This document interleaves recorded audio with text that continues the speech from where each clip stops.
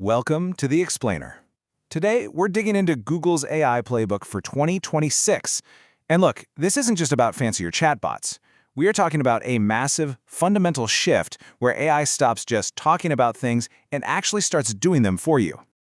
All right, so let's get right into the big idea for this whole explainer. We are now officially in the Agentic Era.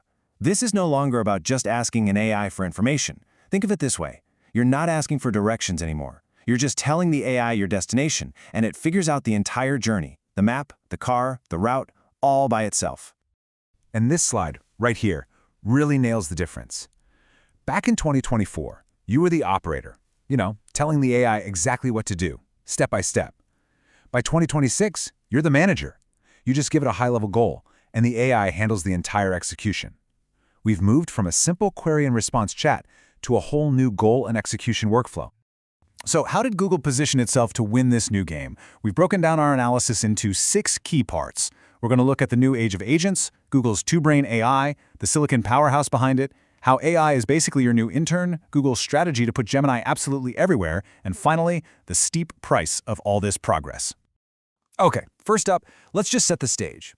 To really get Google's playbook, we have to understand the game they're playing.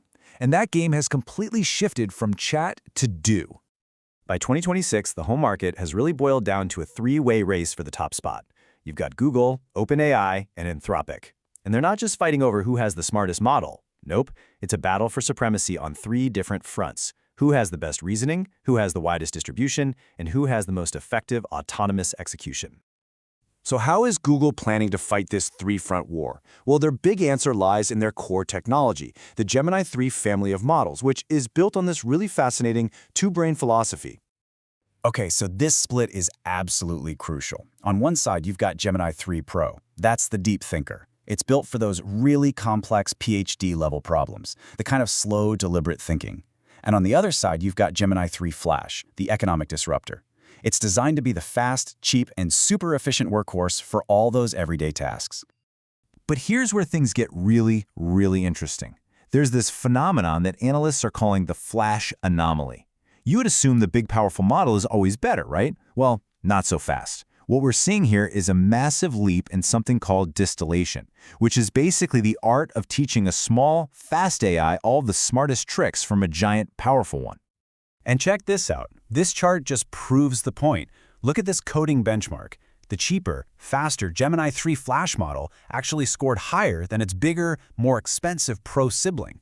This kind of inversion shows just how unbelievably good Google has gotten at packing all that big brain intelligence into these smaller, much faster packages.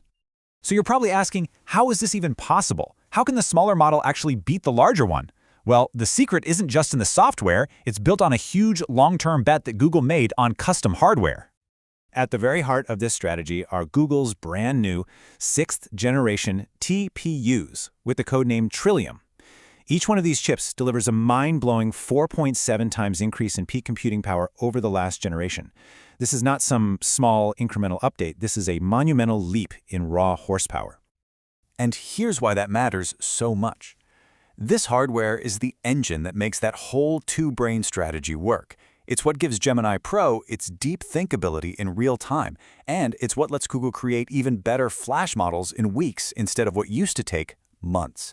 The software and the silicon, they are completely locked together. Okay, so we've got the strategy, we've got the hardware, now let's talk about what this actually looks like for you. By 2026, Google has rolled out these new tools that basically turn you from a worker into a manager of a team of digital AI interns.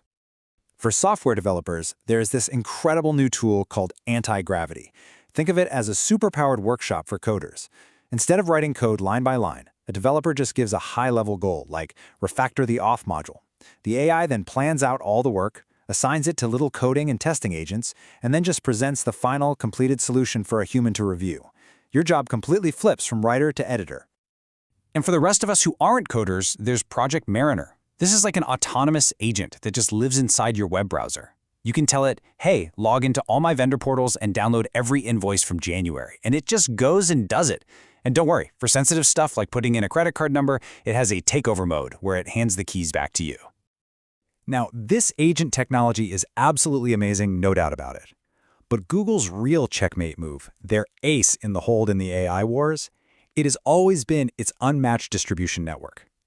So by 2026, Google's strategy is crystal clear. They're not asking you to download Gemini anymore. No, it is baked right into the Android 16 operating system, and it is the default mode in Google Search. For 3 billion Android users, Gemini is just there. It's the path of least resistance. Now, to really get the impact of this, let's just rewind the clock for a second, back to the start of 2025. OpenAI's ChatGPT was the undisputed king of the hill. I mean, look at that, an 86% market share. They were dominant. Okay, now fast forward just 1 year to January 2026. Look at that shift. ChatGPT's dominance took a major hit, and Gemini has just surged, capturing over 20% of the market. It tripled its share in only 12 months. This wasn't won just by having a slightly better model. It was won by the raw power of just being the default option. But all of this incredible progress, this insane market dominance, it comes with a pretty hefty price tag. And I'm not just talking about money.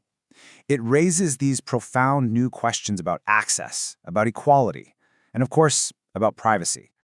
Yeah, the most powerful features, the really good stuff like Project Mariner, they aren't free. They are locked behind a brand new subscription tier called AI Ultra.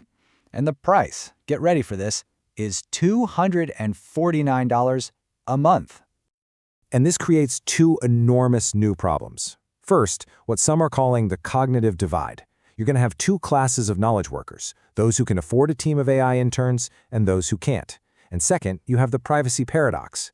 To make Gemini really truly helpful, it needs to index all your personal stuff, your emails, your photos, your messages. That's incredibly convenient, but it also creates this one, single, centralized treasure trove of your entire life. And that's really the big question we're left with, isn't it? As we walk into this brave new agentic world, when the price of admission is both a ton of your money and all of your personal privacy, what is the true cost of all this progress? And who ultimately is going to get left behind?